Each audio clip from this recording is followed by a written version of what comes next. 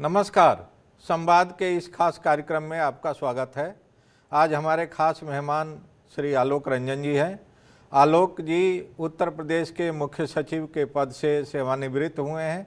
आलोक जी का एक लंबा अनुभव है फ्रॉम मैनेजमेंट गुरु से लेके और एक सफल ब्यूरोक्रेट का। आज मैं उनसे जानने की कोशिश करूंगा कि क्या वजह है कि लगातार ब्यूरोक्रेसी की क्रेडिबिलिटी, ब्यूरोक्रेसी की निष्पक्षता संदेह के घेरे में है और उनका एक बहुत लंबा तजुर्बा रहा है उत्तर प्रदेश में और भारत सरकार में काम करने का, अलग अलग विभागों में अलग अलग पदों पर। तो इन सारे उनके अनुभवों एक साथ समेटते हुए हम ये समझने की कोशिश करेंगे कि इसके पीछे कौन जिम्मेदार है। क्या वे ताकतें जिम्मेदार हैं जो लगातार पूरे सिस्टम को ख़राब और कमज़ोर करना चाहती हैं, या इंडिविजुअल्स जिम्मेदार हैं, या पूरा का पूरा समाज जिस तरह से एक क्रेडिबिलिटी और के इरोजन का शिकार है उसी का भी है। तो इन तमाम महत्वपूर्ण मसलों पर आलोक जी की राय हम जानने की कोशिश करेंगे और उनकी राय हम अपने दर्शकों तक पहुंचाने की कोशिश करेंगे। आलोक जी, आपका स्वागत है। बहुत बहुत धन्यवाद। नमस्कार। शुरुआत यहीं से करते हैं कि आईएएस की नौकरी में आने के पहले आप एक एकेडमिशियन के रूप में काम कर रहे थे और मैनेजमेंट गुरु के रूप में आपको जाना जाता था।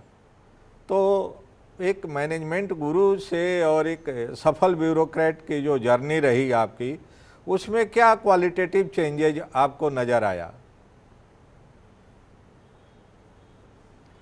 नहीं, आईएएस में आने के पहले मैंने असल में अपना, जैसे आपने बताया, मैनेजमेंट, मैंने अपना एमबीए किया था आईआईएम अहमदाबाद से, जो कि बहुत ही सबसे प्रतिष्ठित इंस्टीट्यूट है मैनेजमेंट का। वहाँ से मैंने अपना एमबीए किया था और उसको करने के बाद ये सही बात है कि कैंपस प्लेसमेंट जैसे हो जाता है, तो मेरा भी कैंपस प्लेसमेंट हो गया था और मैं मुंबई में एक अच्छी कॉरपोरेशन में सेल्स एंड मार्केटिंग में नौकरी कर रहा था। और अच्छी नौकरी थी, काफ़ी अच्छी नौकरी थी और उसमें अच्छी तनख्वाह भी थी, अच्छा काम भी था, मैं कर रहा था। लेकिन उसके बाद मेरे को मन किया कि मैं कुछ पब्लिक सर्विस के क्षेत्र में काम करूं। मेरे को उसकी इच्छा मेरे अंदर काफ़ी प्रबल रूप से जगी कि मैं सोसाइटी के लिए डायरेक्टली काम करूं। काम तो प्राइवेट सेक्टर भी सोसाइटी के लिए करता है, पर पब्लिक सर्विस में, जैसे गवर्नमेंट आईएएस ऐसी सेवा में आने के बाद आपको मौका मिलता है कि आप डायरेक्टली काम कर सकें पब्लिक के हित के लिए। ऐसी योजनाएं लागू करें जो सीधे पब्लिक से जुड़ी हों, उस पर काम करें, गरीबी और बेरोजगारी या ऐसे मुद्दों पे काम करें, पिछड़ेपन पे काम करें। तो ये मुझे एक्साइट करता था, इसकी मुझे अंदर से एक काफ़ी इसके बारे में सोच के, तो इसीलिए मैंने फिर वहाँ से रिज़ाइन करके और फिर मैंने आईएएस का एग्ज़ाम दिया और मैं सक्सीड कर गया और आईएएस सेवा 38 साल तक करी। तो ये सही है कि मैनेजमेंट में जो मैंने सीखा वो मैंने अप्लाई भी किया। मैनेजमेंट तो एक ऐसी चीज़ है ना कि प्रबंधन, कैसे आप बेहतर रिजल्ट दे सकते हैं, एक लोगों की टीम बनाकर एक गोल की तरफ बढ़ाते हुए कैसे प्रॉब्लम सॉल्विंग अप्रोच आप रख के आप बेटर रिजल्ट पब्लिक को दे सकते हैं, वो मैनेजमेंट की मेन सीख थी, जिसको मैंने अपने आईएएस सेवा में भी उसका प्रयोग किया। तो ऐसा नहीं रहा कि जो मैंने मैनेजमेंट सीखा उसका प्रयोग नहीं हो पाया, उसका प्रयोग हुआ पूरे उसमें। हालांकि ऑफ कोर्स जब आप पब्लिक सर्विस करते हैं तो एडमिनिस्ट्रेशन थोड़ा फर्क हो जाता है, क्योंकि आप सोसाइटी के कई पहलुओं से आपको अपने रिलेट करना पड़ता है, एक पॉलिटिकल इकोसिस्टम में भी काम करना पड़ता है, तो बहुत कुछ नई चीज़ें भी सीखनी पड़ती हैं और लागू करनी पड़ती। लेकिन कुल मिला के मेरा अनुभव अच्छा रहा। आलोक जी, एक जिलाधिकारी के पद से लेकर और चीफ सेक्रेटरी तक के महत्वपूर्ण पदों पर आप काम किए हैं। आपने अक्रॉस द पार्टी लाइन अलग अलग राज्य सरकारों में जो सरकारें बनी, अलग अलग राजनीतिक दलों की, उन सरकारों के साथ भी आपने बहुत ही अच्छे तरीके से तालमेल बना के काम किया और आपकी acceptability across the party line रही है, अक्रॉस द गवर्नमेंट्स रही हैं, चाहे भले ही अलग अलग पॉलिटिकल डिस्पेंसेशन हो। तो इसके पीछे आप किसको क्रेडिट देते हैं? उस समय के पॉलिटिकल मास्टर्स को, या अपना जो मैनेजरियल स्किल था उसको, या जो उस समय की सोसाइटी थी उसको, या आपके साथ जो अधिकारियों की टीम मिली उनको?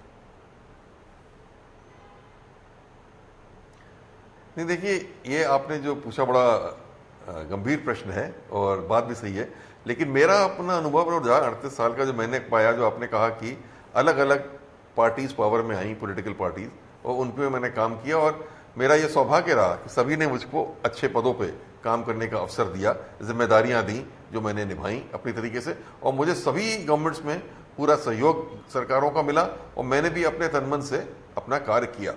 उसका एक कारण मैंने ये देखा, एक्चुअली जो ब्यूरोक्रेट होता है, सिविल सर्वेंट या IAS अफसर, उसको पॉलिटिकली अलाइन नहीं होना चाहिए अपने कामों में। उसको काम करना है एक कॉन्स्टिट्यूशन के मुताबिक और लॉ के मुताबिक, और जो एक पब्लिक के लिए उसको काम करना है, और योजनाएं जो बनती हैं उसको बनाने में मदद करनी है पॉलिटिकल एग्जीक्यूटिव की, और जब योजनाएं बन जाएं तो उसको लागू करना है पूरी सही तरीके से कि पब्लिक को उसको लाभ मिल सके। तो यहाँ कोई भेदभाव या पार्शियलिटी नहीं होनी चाहिए, पूरी ऑब्जेक्टिविटी के साथ। तो मैंने अपने प्रशासन में ना कभी जाति देखी, ना धर्म देखा, ना पॉलिटिकल पार्टी देखी, और जो काम था उसको अपनी जो मैंने समझा कि पब्लिक के हित में सही है उसके हिसाब से किया। पब्लिक की बात सुनी, पब्लिक की बात सुनी, कॉमन आदमी की बात सुनी, और कॉमन आदमी की बात पे रिस्पॉन्ड करने की कोशिश की अधिक से अधिक। तो मैं समझता हूँ यही एक कारण रहा कि मुझे कहीं सभी ने एक्सेप्ट किया, चाहे कोई भी पावर में या कोई भी पॉलिटिकल पार्टी आई हो या कोई भी चीफ मिनिस्टर रहे हो, सब ने इस बात को माना, और मुझे 38 साल में अलग अलग गवर्नमेंट्स में पद मिलते रहे जिसमें अपने जिम्मेदारी में निर्वहन करता रहा। ये बात है कि आज जो आपने कही ना बात, कि अगर पॉलिटिकल न्यूट्रलिटी जो है वो असर पड़ जाए, और ब्यूरोक्रेट भी अगर पॉलिटिकली अपने आप को अलाइन करने लग जाते हैं, या कास्ट लाइन पे अलाइन कर जाएं, या कम्युनिटी या रिलीजन के लाइन पे अलाइन कर जाएं, तो वो एक बायस्ड तरीके से फिर काम करना शुरू कर देते हैं। फिर वो फेयर नहीं होते हैं, इम्पार्शियल नहीं होते हैं, वो फिर उनकी एटीट्यूड और थिंकिंग जो है वो उससे गवर्न हो जाती है। तो फिर वो सही तरीके से पब्लिक को लाभ नहीं पहुंचा सकते हैं, और तभी दिक्कतों का सामना उनको करना पड़ता है। और अगर वो ऐसा ना करें और निष्पक्ष रूप से काम करें, तो मैंने तो अपना अनुभव पाया कि सब पॉलिटिकल पार्टीज भी इसका सम्मान करती हैं और आपको फ्रीडम देती हैं कि आप निष्पक्ष रूप से काम करें। आलोक जी, क्या ये बात सच है कि रीजनल पार्टीज की तुलना में नेशनल पार्टीज की जब सरकारें रहती हैं केंद्र में और राज्यों में, तो उसमें गवर्नेंस ज़्यादा बेटर तरीके से रहता है, या अच्छा काम करने की अपॉर्चुनिटी ज़्यादा रहती है और लीस्ट इंटरफेरेंस रहता है?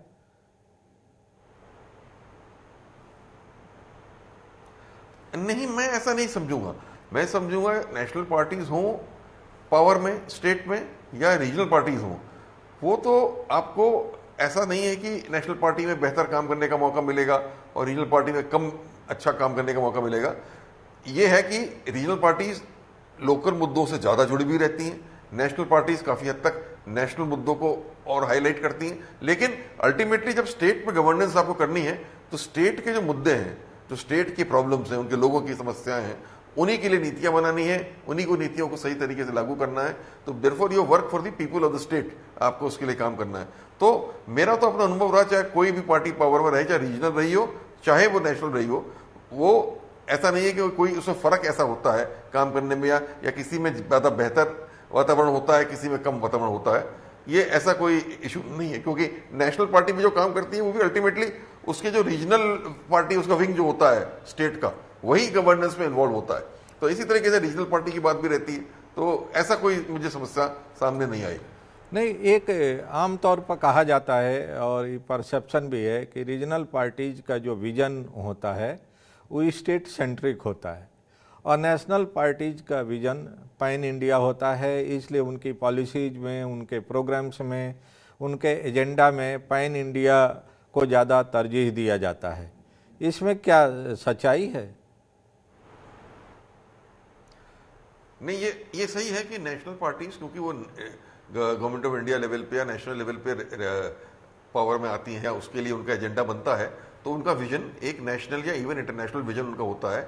और जो रीजनल पार्टीज होंगी वो ज़्यादा फोकस अपनी स्टेट पे ही करती हैं, तो उनका रीजनल सेंट्रिक या स्टेट सेंट्रिक ही एजेंडा ज़्यादा होगा। ये बात कुछ हद तक सही है, लेकिन इसके आगे मैं कहूँगा कि इवन देन आजकल हमारी तो फेडरल वो है, स्ट्रक्चर है, तो स्टेट की अपनी इंपॉर्टेंस है, और गवर्नेंस वही सही होगी जो स्टेट की समस्याओं को लेके उसको हल करने के लिए आगे बढ़ेगा।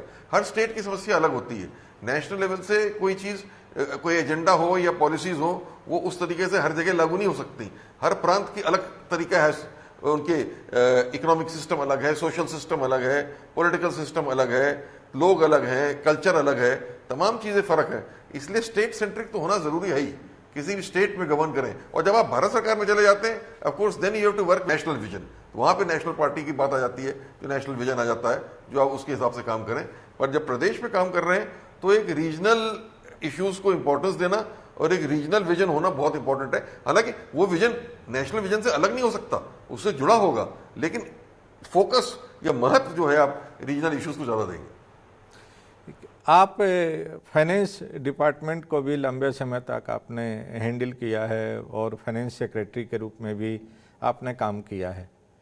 क्या ये सच है कि रीजनल पार्टीज की जो सरकारें होती हैं उनका ध्यान, उनका जो प्रायोरिटी है वो फिस्कल डिसिप्लिन पर कम होता है in comparison of national parties की जो सरकारें होती हैं वो फिस्कल डिसिप्लिन को ज़्यादा स्ट्रिक्टली फॉलो करती हैं? एक्चुअली फिजिकल डिसिप्लिन की बात तो ये है कि बहुत महत्वपूर्ण है और इसको फॉलो करना बहुत ज़रूरी है, चाहे कोई भी पावर में हो, रीजनल पार्टी हो या नेशनल पार्टी हो ना। अब ये सही है, हो सकता है कि जब नेशनल पार्टी, क्योंकि नेशनल लेवल पर भी गवर्नेंस का उनको अनुभव है या वो ओवरऑल कंट्री की समस्या फाइनेंशियल को भी जानते हैं, तो उसके बारे में वो ज़्यादा कंसर्न हो सकते हैं। लेकिन मैंने ये पाया कि इन जनरल फाइनेंस सेक्रेटरी के रूप में मैंने पाया कि ये एक्चुअली पॉलिटिकल पार्टीज जो भी पावर में है, जो एग्जीक्यूटिव पावर में है, उसको ये बताना बड़ा आवश्यक होता है कि फाइनेंस क्या है, फाइनेंशियल प्रोप्राइटरी की बात या फाइनेंशियल डिसिप्लिन क्या है। क्योंकि कई सोचते हैं कि बस योजनाएं अनाउंस करते चले जाइए, धनराशि क्यों नहीं मिल रही है, धनराशि अलॉट होनी चाहिए, तो वो उसको फील करते हैं कि फाइनेंस डिपार्टमेंट रोक रहा है। और फाइनेंस डिपार्टमेंट रोकता नहीं है, वो एक फाइनेंशियल प्रोप्राइटरी की और उसकी बात करता है। तो ये मैंने अपने अनुभव उसमें भी हम लोगों ने करा था, ये जब हम फाइनेंस सेक्रेटरी थे, कि आके सबको लोगों को इसके बारे में बताया, उनको अवेयर कराया, उनको इसकी जानकारी दी। या जानकारी दी तो सहयोग जो है वो मिलना शुरू हो गया, तब लोगों ने इसको अपोज नहीं किया। तो actually it's more a question of awareness. ये हो सकता है कि नेशनल पार्टी जो नेशनल लेवल पे गवर्न चुके उसको अवेयरनेस लेवल हायर होता है, और ये भी हो सकता है जैसे आपने कहा कि रीजनल पार्टीज के ऊपर, क्योंकि पब्लिक का प्रेशर ग्राउंड लेवल पे, क्योंकि वो रीजनल पार्टीज हैं और उनकी रीजनल वो है सपोर्ट वोट बैंक है, उनका प्रेशर ज़्यादा होता है, इसलिए कभी कभी वो काफ़ी आतुर होते हैं कि योजनाएं जल्दी लागू हों, धनराशि जल्दी आवंटित हो, और अगर उसमें रोक लगती है तो उनको लगता है कि वो उनके उसके गवर्नेंस में रोक लगाई जा रही है, जबकि ऐसा नहीं है। कभी रोक लगाना फाइनेंस डिपार्टमेंट इसीलिए लगाता है कि फाइनेंशियल प्रोप्राइटरी डिसिप्लिन जो है वो सही तरीके से फॉलो किया जाए। आलोक जी, इसमें कितनी सच्चाई है कि कई जो गैर बीजेपी शासित राज्य हैं और बीजेपी शासित राज्यों की तरफ से भी आए दिन ये कंप्लेंट सुनने को मिलता है कि जीएसटी का शेयर उनको ड्यू शेयर नहीं मिलता है जितना कि मिलना चाहिए, और मिलता भी है तो काफ़ी डिले करके मिलता है, जिसके वजह से उनको अपने अपने राज्यों में डेवलपमेंट काम को अंजाम देने में काफ़ी मुश्किलों का सामना करना पड़ता है। नहीं, शेयर तो ऐसा है, देखिए शेयर ऑफ टैक्सेस जो डिवॉल्व करता है उसके लिए तो व्यवस्था है कॉन्स्टिट्यूशनल कि फाइनेंस कमीशन बैठती है, ऐसे इस समय भी सोली फाइनेंस कमीशन बैठी हुई है, और उसका काम है ये डिसाइड करना कि जो सेंट्रल पूल ऑफ टैक्सेस हैं, जो टैक्सेस सेंट्रल पूल में आते हैं, उसका कितना प्रतिशत जो है वो स्टेट्स को डिवॉल्व किया जाएगा या दिया जाएगा। जो पिछली फाइनेंस कमीशन थी उन्होंने इसको 42% किया था, 1% जम्मू कश्मीर के लिए था और 41% अलग स्टेट्स के लिए। पहले ये 32% हुआ करता था। तो फाइनेंस कमीशन ने इसको, जब मैं चीफ सेक्रेटरी था उस टाइम पे, मुझे याद है, बढ़ा के 32% से 41% किया। तो ये बात सामने आई कि हम स्टेट्स को अधिक धनराशि दे रहे हैं। लेकिन हम लोगों ने तब भी, मुझे याद है, उत्तर प्रदेश की तरफ से ये बात उठाई थी कि नहीं, एक्चुअली धनराशि बढ़ नहीं रही है, क्योंकि जहां एक तरफ 32 से 41% किया गया, वहां दूसरी तरफ जो सेंट्रल सेक्टर की योजनाएं थी या सेंट्रली स्पॉन्सर्ड स्कीम्स थी, जो स्टेट और सेंटर का शेयर था उसमें तब्दीली कर दी गई और स्टेट का शेयर बढ़ा दिया गया, सेंटर का शेयर कम कर दिया गया। तो इन इफेक्ट जो था एक तरफ से बढ़ाया और दूसरी तरफ से उसको ले लिया गया। तो नेट, कभी हमने तो उत्तर प्रदेश के बारे में ये भी आंकड़े निकाले थे कि हमको अब पहले के मुकाबले धनराशि कम मिल रही है जितनी हमको पहले मिलनी चाहिए थी। तो ये बात उठाई गई थी और सामने एक इंटर मिनिस्ट्रियल ग्रुप की मीटिंग भी हुई थी जिसमें हम लोगों ने बात रखी थी। तो ये बात है कि ये हर स्टेट हमेशा फील करती है कि हमें जितना मिलना चाहिए उतना नहीं मिल रहा है। अब उत्तर प्रदेश वो बैकवर्ड स्टेट्स हैं, लेकिन हमारा पॉपुलेशन हाई है तो हमारा शेयर हाई है, फिर भी हमें महसूस होता है कि हमें और अधिक मिलना चाहिए, क्योंकि हमारी गरीबी इतनी है हमारे प्रदेश में और समस्याएं इतनी हैं कि उनको दूर करने के लिए वी नीड मोर रिसोर्सेस, और इसलिए अधिक हमको आवंटित हो। एट द सेम टाइम जो विकसित प्रदेश है वो कहते हैं कि हम विकसित हो गए तो इसका हमें नुकसान क्यों ढोना पड़े। हमको जो विकसित हुए, हमने जो प्रयास किया है, पॉपुलेशन कंट्रोल की है, विकास हमने आगे बढ़ाया है, तो हमें अपने विकास को और आगे बढ़ाने के लिए भी जो है एलोकेशन उसके हिसाब से मिलना चाहिए। आखिर हम टैक्स से अपना योगदान देते हैं। तो ये सब मुद्दे हैं जो गवर्नेंस की चर्चा के मुद्दे हैं, और 16वीं फाइनेंस कमीशन जो है इन मुद्दों के ऊपर विचार कर रही है। तो मैं समझूंगा ये अब इसकी रिपोर्ट आ जाने दीजिए 16th फाइनेंस कमीशन की, तो काफी हद तक हो सकता है ये जो स्टेट्स के मुद्दे उठ रहे हैं ये उसमें हल हो जाए। इसी को मैं आपसे और विस्तार से थोड़ा समझना चाहता हूं कि जैसे कि आपने अभी मेंशन भी किया है दक्षिण भारत के राज्यों के बारे में, कि जो दक्षिण भारत के विकसित राज्य हैं उनकी एक आम शिकायत है कि जो उत्तर भारत के राज्य हैं जो आर्थिक तौर पर पिछड़े हैं, वे दक्षिण भारत के विकसित राज्यों पर एक तरह से लाइबिलिटी हो गए हैं, और उनके जो जनसंख्या का बोझ है, उनके जो पिछड़ापन है, उसका खामियाजा दक्षिण भारत के विकसित राज्यों को उठाना पड़ रहा है। क्या ये आपकी नज़र में भी ऐसा है, इस तरह की सिचुएशन? नहीं, देखिए ये वही मैंने जैसे बताया, ये बात इसलिए उठ के आ रही है कि पॉपुलेशन एक वो मापदंड बन जाता है कि इसके आधार पे सेंट्रल टैक्स पूल से टैक्सेस डिवॉल्व किए जाएं। तो जहां पॉपुलेशन अधिक है वहां पे ज्यादा जो है टैक्स पूल से फंड्स जो हैं वो डाइवर्ट हो जा रहे हैं। तो ये कारण है कि उत्तर भारत में क्योंकि पॉपुलेशन ज्यादा है, और उसका दक्षिण भारत के प्रदेशों का कहना है कि हमने तो पॉपुलेशन अपनी कंट्रोल कर ली, हमने अच्छे कदम उठाए, पॉपुलेशन कंट्रोल करी, जब उत्तर भारत ने नहीं किया उतना कंट्रोल जितना होना चाहिए था, हालांकि कंट्रोल उत्तर भारत में भी हुआ है, तो उनको उसका बेनिफिट मिलता है, हमको एक अच्छे काम करने का एक नुकसान सहना कर पड़ता है। और दूसरा कि हम विकसित हो गए, डेवलप्ड हो गए, तो उसकी वजह से आप कहिए कि जो गरीब है उसको कम मिलना, ज्यादा मिल रहा है और हमको कम मिल रहा है, ये दोनों पॉइंट ऑफ व्यू से वो उठाते हैं। अब एक्चुअली आप देखिए, ये तो प्रिंसिपल सही है कि गरीबी एक आधार है कि उसके आधार पे बैकवर्डनेस पे, लो इनकम जो एक क्राइटेरिया को देखते हुए डिवीजन ऑफ टैक्स पूल से उस आधार पे करना चाहिए। लेकिन हाँ, मैं समझता हूं कि कहीं ना कहीं कुछ इस पर विचार करना चाहिए फाइनेंस कमीशन को भी इस बार, कि कैसे दक्षिण भारत के प्रदेशों को भी इंसेंटिवाइज किया जाए, और उन्होंने जो योगदान दिया, जो डेवलपमेंट क्या है, चाहे पॉपुलेशन कंट्रोल में, चाहे इंडस्ट्रियल डेवलपमेंट में, इकोनॉमिक डेवलपमेंट में जो किया है, उसका भी कुछ कहीं पे एक क्रेडिट या बेनिफिट उनको इस फॉर्मूले में डाला जाए, जो मिले, कि उनको ये ना लगे कि डेवलपमेंट होने से हमको मतलब हम हतोत्साहित हो रहे हैं। ऐसा नहीं है, development should not be disincentivized, it should be incentivized. तो ये भी एक कुछ मैं समझता हूं कि लाना चाहिए फाइनेंस कमीशन को इस बार, कुछ ऐसा एक क्राइटेरिया भी उसमें शामिल करना चाहिए। आलोक जी, लेकिन जनसंख्या का राजनीतिक लाभ तो उत्तर भारत के राज्यों को मिलता दिखाई दे रहा है, क्योंकि आप देख रहे हैं ना कि डिलिमिटेशंस के सवाल पर दक्षिण भारत के सारे राज्य लामबंद हो गए हैं, और उनका कहना है कि दक्षिण भारत के राज्यों की जो मेंबर पार्लियामेंट्स की सीट होगी वो कम हो जाएगी अगर जनसंख्या के मौजूदा घनत्व को आधार बना के डिलिमिटेशन किया गया और लोकसभा की संख्या बढ़ाई गई सदस्यों की।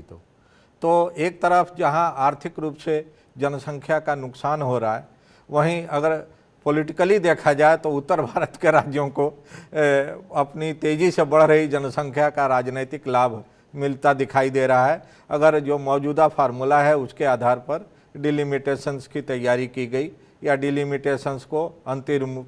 अब मैं आपसे एक चीज़ और समझना चाह रहा हूँ कि मैनेजमेंट से लेके ब्यूरोक्रेसी, गुड गवर्नेंस, और रिटायर होने के बाद आप एक राजनीतिक दल के थिंक टैंक के रूप में काम कर रहे हैं, और माना ये जाता है कि उस राजनीतिक दल का जो एकेडमिक इनपुट है या जो स्ट्रेटजी, फाइनेंस, गवर्नेंस की प्लानिंग है, वो आपकी सलाह से, आपके समझ से ही तैयार होती है।